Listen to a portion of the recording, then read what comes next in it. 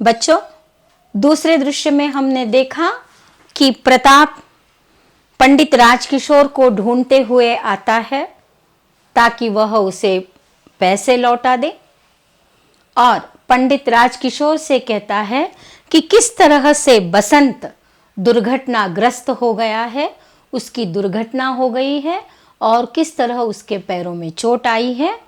तब झट से जननायक नेता पंडित राजकिशोर क्या करते हैं, अपने किसी मित्र से कहते हैं कि वह वैद्य को या डॉक्टर को वहां पर ले जाए, आहिर टीले के पास जिसका घर है, बसंत का घर है, वहां पर ले आए। तो तीसरे दृश्य में क्या होता है, अब हम उस तीसरे दृश्य की हम चर्चा करेंगे। बच्चों, पुस्तकें निकाल के रखो और अभी पेज नंबर 47 चल रहा है।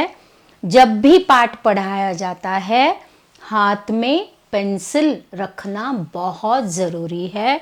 Underline the important lines. Okay, very good. तीसरा दृश्य स्टेज पर एक कच्चे घर के अंदर के ओसरे का दृश्य। ओसरा बरामदा, वरांडा, कच्चा मकान, वेरी स्मॉल हाउस, बहुत छोटा घर है। जमीन पर दरी बिछी है, जमीन पर एक दरी बिछी है, बेडशीट पड़ा हुआ है, उस पर बसंत लेटा है, लेटना है, वह पड़ा हुआ है। रह रह कर दर्द से कराह उठता है। दर्द से कराहना, दर्द बहुत दुख होना, ಪೀಡಾ ಹೋನಾ ಅಂದರೆ ತುಂಬ ನೋವಾಗೋದು, ನೋವಿನಿಂದ ಅವನು ನರಳ್ತಾ ಇದ್ದಾನೆ। प्रताप और राजकिशोर का प्रवेश, दोनों उस कमरे में जाते हैं। प्रताप, यह रहा साहब। राजकिशोर, अरे यह तो जमीन पर लेटा है, यो पापा, ಇವನು ನೆಲದ ಮೇಲೆ ಮಲಗಿದಾನಲ್ಲ। बसंत चकित होकर, आश्चर्यचकित होकर, आप आए? एक नेता गरीब के घर आया है ना। नेता गरीब के घर आया हुआ देखकर बसंत कहता है, आप आए? राजकिशोर, कहाँ चोट लगी है बेटा, देखूं तो। कहते, कहाँ पर चोट लगी है? राजकिशोर पास आकर टांग देखते हैं। टांग मतलब पैर, कालू अंत ಹೇಳ್ತೀವಲ್ಲ।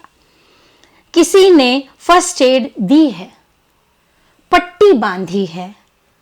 छूते ही चीख निकल जाती हैं। राजकिशोर क्या करते हैं, उस पैर को छूते हैं, टू टच, तो बसंत चीख उठता है, स्क्रीम, ಅರಚುವುದು, ಕಿರ್ಚುವುದು। ಯಾಕೆ?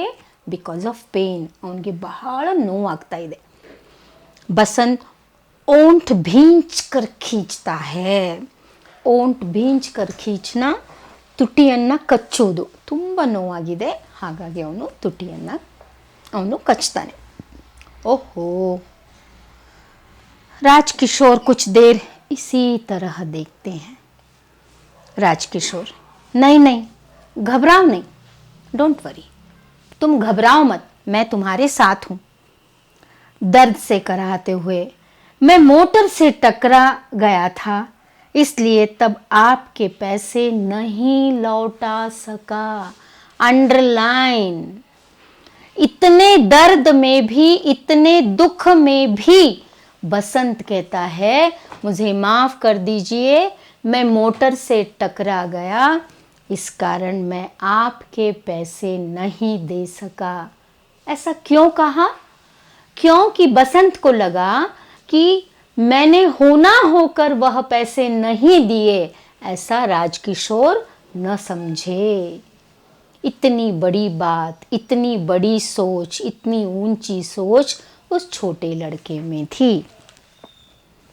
उस बात की चिंता न करो, मैंने डॉक्टर को बुलवाया है, तुम ठीक हो जाओगे। वो कहता है, बेटा डोंट वरी, उसकी चिंता मत करो, मैंने डॉक्टर को बुलाया है, मेरे मन में कोई बुरा भाव नहीं है। डॉक्टर का प्रवेश, डॉक्टर आते हैं। डॉक्टर, हेलो पंडित जी, मैंने इसे बाजार में देखा था। तो डॉक्टर ने इसे देखा है जब दुर्घटना हुई है। जी हाँ, जरा देखिए तो, देखिए क्या हुआ है। डॉक्टर पैर देखते हैं। बसंत जोर से होंठ बींचता है। होंठ बींचना, दांतों, अपने दांतों से होंठ को वह पकड़ लेता है। प्रताप की आंखों से आंसू झरते हैं। बसंत का भाई कौन है? प्रताप है। उसकी आंखों से क्या होता है? आंसू बह पड़ते हैं। क्यों? क्योंकि दोनों भाई है।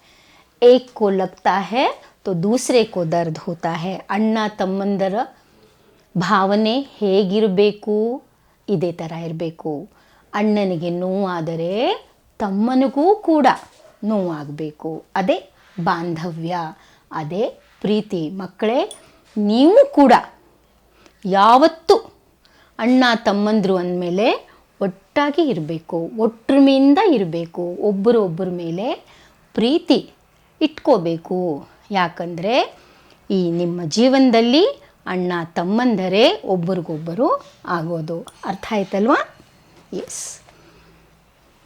राजकिशोर उत्सुकता से पूछते हैं, क्यों डॉक्टर, ठीक हो जाएगा ना?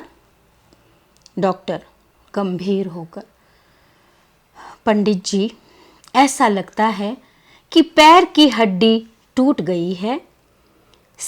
स्क्रीन करके देखना होगा। दूसरा पैर ठीक है पर उसे अभी अस्पताल ले जाना होता. कहते हैं कि वेरी सीरियस.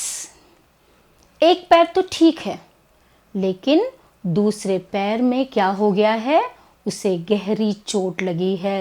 उसका एक्सरे करवाना होगा, उसका स्क्रीनिंग करवाना होगा, तभी पता चलेगा कि इस बच्चे को क्या हुआ है. तो क्या हुआ? अभी ले चलो, मैं एम्बुलेंस के लिए फ़ोन कराता हूँ. कहता मैं अभी एम्बुलेंस के लिए फ़ोन करके आता हूँ. जी हाँ, कराइए, मैं तब तक इंजेक्शन लगाता हूँ. दर्द कम होने का शायद डॉक्टर इसे इंजेक्शन लगाना चाहते हैं. आप क्या कर रहे हैं? मैं गरीब हूँ. बसंत को लगता है उसके पास तो पैसे नहीं हैं. डॉक्टर आए हैं, वो कहाँ से पैसे लाएगा? तो कहता है मेरे पास पैसे नहीं है और आप इंजेक्शन लगा रहे हैं. ದುಡ್ಡಿಲ್ಲ ಪಾಪ ಅವನ ಹತ್ರ, ಭಯ ಅವನಿಗೆ. राजकिशोर हंसकर, तुम चिंता मत करो, बस चुपचाप लेटे रहो बेटा, निश्चिंत रहो. डोंट वरी, निश्चिंत रहना, डोंट वरी. रुपयों की चिंता मत करो, मैं तुम्हारी मदद करूँगा. डॉक्टर साहब, अब तक मैं नहीं आता, आप यहीं रहें, इसे बचाना ही होगा. यह गरीब है, अंडरलाइन चिल्ड्रन, पर इसमें एक दुर्लभ गुण है, वह ईमानदार है.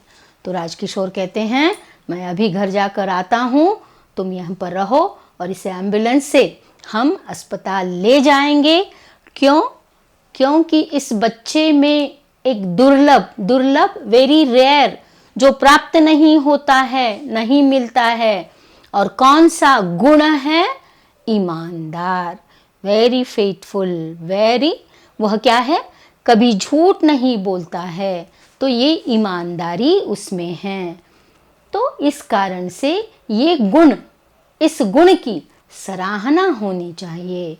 और हर बच्चे में, हर मनुष्य में ईमानदारी का गुण होना चाहिए. यही इस पाठ का मूल उद्देश्य है. और अंत में बताया गया है कि डॉक्टर प्रताप की सहायता से इंजेक्शन तैयार करते हैं. बसंत आंखें बंद कर लेता है. क्षण भर के लिए उसके मुख पर शांति और कृतज्ञता उभर आती है. डॉक्टर इंजेक्शन लगाते हैं. बसंत ओंठ भींचता है. प्रताप भाई का सिर थामता है और पर्दा गिर जाता है. आखिरी दृश्य में बसंत निश्चिंत है. He is very calm. उनकी बहाಳ खुशी. क्यों? क्योंकि उसने ईमानदारी बतलाई थी और उसे ईमानदारी का फल प्राप्त हुआ था. तो बच्चों, इस पाठ से हमें यह शिक्षा मिलती है कि जीवन में कभी झूठ का सहारा नहीं लेना चाहिए, ईमानदार रहना चाहिए। और जो व्यक्ति ईमानदार रहता है वह जीवन में तरक्की करता है। ಅಂದರೆ ಜೀವನದಲ್ಲಿ ಯಾವತ್ತೂ ಸುಳ್ಳನ್ನು ಹೇಳ್ಕೊಡ್ದು, ಪ್ರಾಮಾಣಿಕತೆಯಿಂದ ಯಾವ ಕೆಲಸ ಮಾಡಿದ್ರೂ ಜನ ಅದನ್ನು ಮೆಚ್ತಾರೆ ಮತ್ತು ಅದು ನಮ್ಮ ಜೀವನದಲ್ಲಿ ಯಾವಾಗಲೂ ಜೊತೆಯಲ್ಲೇ ಇರುತ್ತೆ. ಯಾವತ್ತೂ ಸುಳ್ಳು ಹೇಳಬಾರದು, ಯಾರಿಗೂ ಮೋಸ ಮಾಡಬಾರದು ಅನ್ನೋದೇ ಈ ಪಾಠದ ಮುಖ್ಯ ಉದ್ದೇಶ. ಗೊತ್ತಾಯ್ತಲ್ಲ ಮಕ್ಕಳೇ? ನೀವು ಕೂಡ ನಿಮ್ಮ ಜೀವನದಲ್ಲಿ ಏನೇ ಕಷ್ಟ ಬರಲಿ, ಏನೇ ಆಗಲಿ, ಸತ್ಯವನ್ನೇ ನುಡಿಬೇಕು. ಸತ್ಯವೇ ನಮ್ಮ ತಂದೆ ತಾಯಿ. ನಾವು ತಂದೆ ತಾಯಿನ ಪೂಜಿಸ್ತೀವಲ್ಲ, ಅದೇ ತರಹ ನಾವು ಸತ್ಯವನ್ನು ಪೂಜಿಸಬೇಕು. ಅದು ನಮ್ಮನ್ನು ಕಾಪಾಡುತ್ತೆ. ಅರ್ಥ ಆಯ್ತಲ್ಲ? Very good. ನೀವು ನಿಮ್ಮ ಜೀವನದಲ್ಲಿ ಸತ್ಯವನ್ನು ಅಳವಡಿಸ್ಕೊಳ್ಳಿ. ನೆಕ್ಸ್ಟು, ಇವಾಗ ಈ ಪಾಠದಲ್ಲಿ ಕವಿ ಪರಿಚಯ 4 ಮಾರ್ಕ್ಸಿಂದು ಇದ್ದೇ ಇದೆ. ಲೇಖಕರ ಪರಿಚಯ ಕೇಳಿದ್ರೂ ಕೇಳಬಹುದು. ಅದಾದ ಮೇಲೆ ಒಂದು ವಾಕ್ಯದಲ್ಲಿ ಉತ್ತರಿಸಿ. बसंत क्या क्या बेचता था ಅದು ನಾವು ನೋಡಿದ್ವಿ. बसंत बटन, छलनी और दिया सलाई बेचता. बसंत के भाई का नाम क्या था? प्रताप था. बसंत के भाई का नाम प्रताप था. तो और बसंत की सच्चाई एकांकी में कितने दृश्य है? यस, बसंत की सच्चाई इस पाठ में 3 दृश्य है. ಈ ತರಹ 1 ಮಾರ್ಕನ ಪ್ರಶ್ನೆಗಳನ್ನು ನಾವು ನೋಡಬೇಕು. ನಾನು ಅಲ್ಲಲ್ಲಿ ನಿಮಗೆ ಅಂಡರ್ಲೈನ್ ಮಾಡ್ಕೊಳ್ಳಿ ಅಂತ ಹೇಳಿದ್ದೀನಿ. ನೀವು ಇನ್ನೂ ಬೇಕಾದರೆ ಇನ್ನೂ ಕೂಡ ಮಾಡ್ಕೋಬಹುದು. ಅದಾದಮೇಲೆ 2 ಅಥವಾ 3 ವಾಕ್ಯದಲ್ಲಿ ಉತ್ತರಿಸಿ ಅಂತ ಪ್ರಶ್ನೆ ಬರುತ್ತೆ. ಛಲ್ನಿ ಸೆ ಕ್ಯಾ ಕ್ಯಾ ಕರ್ ಸಕ್ತೆ ಹ್ಯಾಂ? ಅದು ಸ್ಟೇನರಿಂದ ನಾವು ಏನೇನು ಮಾಡಬಹುದು? ಹಮ್ ಕ್ಯಾ ಕರ್ ಸಕ್ತೆ ಹ್ಯಾಂ? छलनी से हम चाय दूध छान सकते हैं. यह 2 या 3 वाक्य में उत्तर के लिए. या बसंत राजकिशोर से क्या विनती करता है? बसंत राजकिशोर से विनती करता है कि सुबह से किसी ने कुछ नहीं खरीदा है, कृपया आप मुझसे कोई चीज़ खरीद लो. बसंत राजकिशोर से 2 पैसे लेने से क्यों इनकार करता है? बसंत राजकिशोर से पैसे लेने से इनकार करता है क्योंकि उसे किसी की दी हुई भीख अच्छी नहीं लगती है. ಇದು 2-3 ವಾಕ್ಯದಲ್ಲಿ ಉತ್ತರಿಸಿ ಅಂತಹ ಪ್ರಶ್ನೆ. ಆಮೇಲೆ 4 ಅಥವಾ 5 ವಾಕ್ಯದಲ್ಲಿ ಉತ್ತರಿಸಿ ಅನ್ನೋ ದೊಡ್ಡ ಪ್ರಶ್ನೆಗಳಿವೆ. ಅದಾದ ಮೇಲೆ ಇಲ್ಲಿ ಫಿಲ್ ಅಪ್ ದ ಬ್ಲ್ಯಾಂಕ್ಸ್ ಆ ಪ್ರಶ್ನೆನೂ ಬರುತ್ತೆ. ಆಮೇಲೆ काल ಅಂದರೆ टेंस यू नो, उसकी चर्चा हम कभी और करेंगे. जैसे कि वर्तमान काल, भूतकाल, भविष्य काल. वर्तमान काल मतलब अभी जो हो रहा है, भूतकाल जो घट चुका है, और भविष्य काल जो आगे होने वाला है. ये 3 काल है. हिंदी में कितने काल हैं? 3 काल है. वर्तमान काल, भूतकाल और भविष्य काल. काल का मतलब जो समय किस किस समय में हो रहा है ये बताता है, उसको काल कहते हैं. जो काम हो रहा है वह वर्तमान काल है, और जो हो चुका है वह भूतकाल है, और जो आगे होने वाला है वह भविष्य काल है. फिर विलोमार्थक शब्द ऑपोजिट्स पीछे आगे ಬರ್ಕೊಳ್ತಾ ಇದ್ದೀರಾ ತಾನೆ? खरीदना, बेचना, लेना, देना, आना, जाना, शांति, अशांति, गरीब, अमीर. ಸೊ ಆಮೇಲೆ ಕನ್ನಡ ಅಥವಾ ಇಂಗ್ಲಿಷ್ನಲ್ಲಿ ಏನು ಮಾಡಬೇಕು? ಅನುವಾದ ಮಾಡಬೇಕು. ಆ ಪ್ರಶ್ನೆಗಳಿವೆ. ಆದಷ್ಟು ನೀವು ಮಾತೃಭಾಷೆಯಲ್ಲಿ ಅಂದರೆ ಕನ್ನಡದಲ್ಲಿ ನೀವು ಟ್ರಾನ್ಸ್ಲೇಷನ್ ಮಾಡಿದ್ರೆ ಒಳ್ಳೆಯದು. ಅಥವಾ ನೀವು ಇಂಗ್ಲೀಷ್ನಲ್ಲಿ ಮಾಡಬಲ್ಲರಿ ಅಂತಂದರೆ ನೀವು ಮಾಡ್ತೀನಿ ಅಂತಂದರೆ ಮಾಡಬಹುದು, ಬಟ್ ನೀವು ಕನ್ನಡದಲ್ಲಿ ಮಾಡಿದ್ರೆ ಒಳ್ಳೆಯದು. ಅದಾದಮೇಲೆ ಪುಲ್ಲಿಂಗ ಸ್ತ್ರೀಲಿಂಗ ಅದನ್ನು ಕಂಡ್ಕೊಳ್ಳೋದು ಹೇಗೆ ಅನ್ನೋದು ಇಲ್ಲೊಂದು ಪಾಠದಲ್ಲಿ ಅಥವಾ ಇಲ್ಲೊಂದು ಎಕ್ಸಸೈಸ್ ಕೊಟ್ಟಿದ್ದಾರೆ. पुल्लिंग ಮತ್ತು स्त्रीलिंग ಅಂದರೆ ಏನು? जिस शब्द से यह पता चले कि यह शब्द स्त्रीलिंग से जुड़ा हुआ है तो उसे स्त्रीलिंग, और पुरुष वाक्य से मतलब पुरुष से जुड़ा हुआ है उसे पुल्लिंग कहते हैं, ये कहा जा सकता है.